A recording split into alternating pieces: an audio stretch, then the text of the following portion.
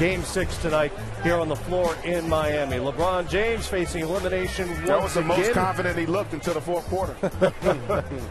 And there's Tim Duncan, who had a flashback to about 2003 for 3/4 of this game. He was remarkable. That's why he played sweet. He played big. I think he took it kind of personal, C-Web. A lot of times he got it. He was waiting for the double. The double never came, so he said, you know what? I'm big fundamental, the greatest power forward in the game. This is what I'm going to do. Not a petty, not a Manny, but a facial. Absolutely, and the smack across the face for good measure for Kawhi Leonard. That was the on facial. Mike Miller. I thought it was just a face-to-face dunk with the smack for added emphasis. Mario Chalmers, bonus offense out of the Heat. He had 14 at the half, and they found themselves down. That seemed like an ominous sign for the defending champs. Duncan posts up Chris Bosh. He hit his first 8 shots in this game. There was a play early in the first. Actually, it was Chris Bosh. He hit his first jumper.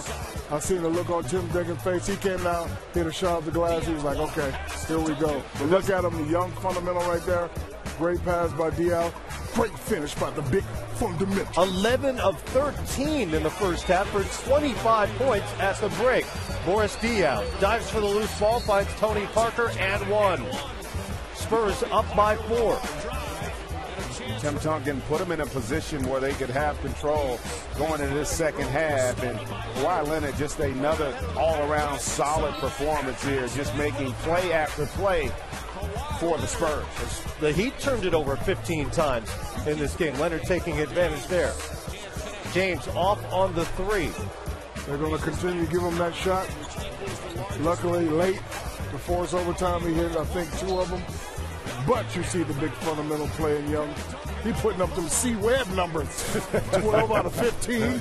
He finished with those 30 points. Chalmers wide open, locked and loaded for another 3. He had 4 of 5 from the great beyond, finished with 20 on the night. That's what makes LeBron so tough, and that's why he gets triple-doubles. You have to look at him. He's going to drive baseline, find you wide open, and right here, I'm sure everybody's going to love this. He loses his shoe, but let me tell you, people, it doesn't matter if you have your shoe on or off, as long as your follow-through is sick like that right there. Knocks it down. Sock it to him, Mike Miller. Knocks down the 3. He was waiting all day for that. He was waiting. You can tell he was waiting on that. It only happened 45 minutes. Miller. And then it's LeBron. And keep in mind, this entire run came with both Bosh and Wade on the bench. LeBron James, 16 points in that fourth quarter. No headband. You know what? We may not see the headband in Game 7. I'm interested to see if that's going to be the case. That'll be a discussion for the next 48 hours. James with the block on Duncan on one end, the bucket on the other end, and this was one of those moments where he just reminds you of his absurd talent level. Yeah, he's a very talented player. I said before the game, when you're a superstar player, you got to force your will on the other team, and that's what he did late in the fourth quarter. Had 16 points in the fourth quarter. Actually brought him back. The others got confidence off the way he played, and they were able to win this game. 7-0 Miami run gives them the lead at 84-82. Actually, wound up being 8-0. Buckets. Parker hits the step-back 3. And I thought the Spurs were going to win at this point. Yeah. I thought this game was the Spurs. Another turnover by Miami. It's Parker with the steal on the other end. Tony all the way. He was 6 of 23 to get his 19 points. That's either travel or great feet work. I'm not sure yet.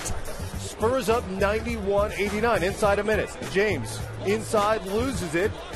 The Heat fouled Ginobili on the other end. LeBron had 2 costly turnovers down the stretch. I actually thought the Spurs were going to win the game, but LeBron, right here, he misses the shot. They get it back. He hits this one. And then the one we talked about earlier, Ray Allen in the corner, they will make him tie the game up. And credit Dwayne Wade on that possession. Keeping the ball allowed the Heat to get that offensive rebound and gave LeBron a second chance. It was Wade who tipped it, so 94-92 now. And they fouled Kawhi Leonard. Foul to give. Or excuse me, not a foul again. They did foul Leonard, who hit 1 of 2 at the free throw line. And let's face it, the biggest moment of Kawhi Leonard's career at the free throw line here with an opportunity to seal it potentially. Got to get them one big one. At that point, the door is ajar. And Leonard does connect on the second one, so it's a 3-point. But more importantly, one possession game. Another huge offensive rebound here. James misses on the three. This time it's Chris Bosh going up and getting maybe the biggest rebound of his life. And look at it. There's no Tim Duncan on the floor right there. And you wonder if Tim was in, and, you heard Greg say earlier, there might be questions about the substitution and rotation, but the two big threes that we saw were off of offensive rebounds, not off of plays being called. And you wonder if they had the size in, would they have gotten those offensive rebounds? Last chance for the Spurs, similar to the last play they ran at the end of the first half in Game 5. They let him get momentum going to the rim, but he couldn't connect. A lot of contact there, but in this situation, probably not going to get that call. Here we are in overtime. Big fundamental. Couldn't do it down the stretch. Kawhi Leonard, web app.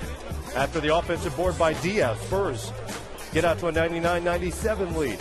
James out to Wade, little floater from him. And it's LeBron with the floater, excuse me. Good use of the buddy ball right there. Wade misses here. Spurs get the rebound. They elect not to call timeout. Ginobili. And not to sub in Parker. Parker's on the bench right now. And Ginobili turns it over. He had 6 of them.